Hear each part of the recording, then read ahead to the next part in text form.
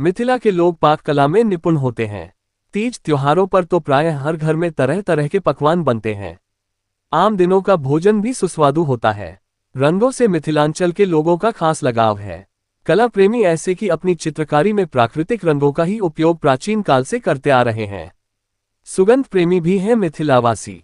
प्रायः हर घर के अहाते में बेला, चमेली, कचनार, जूही, कनक, कटेली, चंपा, रातरानी जैसे पुष्पों के पौधे मिल ही जाएंगे। एक दिन मिथिला नरेश अपनी पुष्पोटिका में टहल रहे थे। उनके साथ थे उनके मंत्री। किसी कारणवश गोनू झा महाराज से मिलने आए तो महाराज ने उनको भी पुष्पोटिका में ही बुला लिया। महाराज अपने मंत्री से कुछ बातें करते रहे, कुछ निर्देश देते रहे। गोनू झा उन दोनों के साथ टहलते रहे। मंत्री मन ही मन खुश हो रहा था कि महाराज गोनू झा को महत्व नहीं दे रहे हैं। मंत्री को निर्देश दे चुकने के बाद महाराज अचानक मंत्री से कहने लगे, मंत्री जी, इस पुष्पोटिका में मैं जब कभी आता हूं तो मुग्ध हो जाता है। जिस पौधे के पास जाओ उसी पौधे से एक विशेष सुगंध का एहसास मन में भर जाता है। लेकिन मुझे इन सभी फूलों में गुलाब अधिक पसंद है। देखने में भी सुंदर और सुगंध ऐसी कि मलान मन को भी आनंदित कर दे।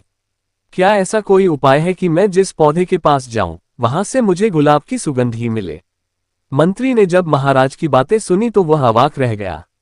उसकी समझ में नहीं आया कि वह महाराज को क्या उत्तर दे। भला कचनार से गुलाब की सुगंध कैसे आ सकती है? कोई भी फूल अपना ही सुवास देगा। महाराज को यह क्या सूझी? अचानक मंत्री को आए बला को टालने की तरकीब सूझ गई। उसने तुरंत महाराज से कहा, महाराज, गोनू झा के रहते हुए इस प्रश्न का उत्तर मैं दूं उचित नहीं लगता।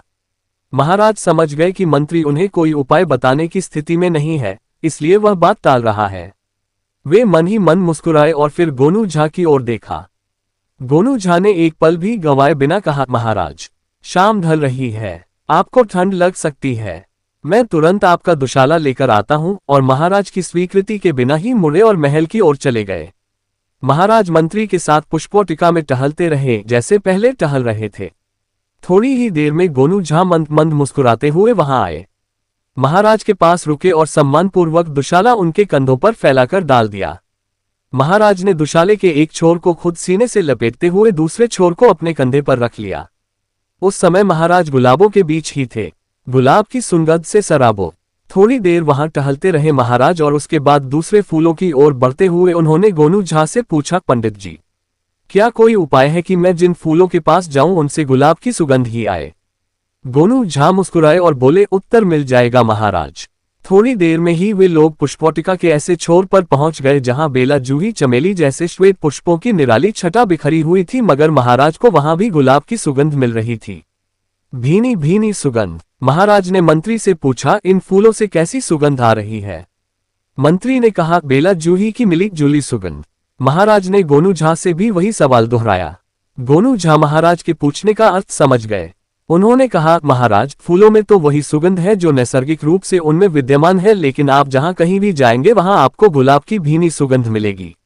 आपने आज्ञा दी थी कि मैं कुछ ऐसा उपाय बताऊं कि आप इस पुष्पोटिका में जहां कहीं भी जाएं आपको गुलाब की सुगंध मिले। मैंने वह उपाय कर दिखाया है। अब तक मंत्री गोनू झा को इसी उपाय के मामले में मुंह लटकाए देखने की उम्मीद कर रहा था, लेकिन गोनू झा की बातें सुनकर उसके चेहरे का रंग उतर गया। महाराज ने पूछा, क्या सच आपने ऐसा कुछ किया है? मैं अब भी गुलाब की सुगंध का अनुभव कर रहा हूं। गोनू झा ने मुस्कुराते हुए कहा, मैंने कुछ नहीं किया है, बस थोड़ा सा गुलाब का इत्र आपके दुशाले पर लगा दिया है।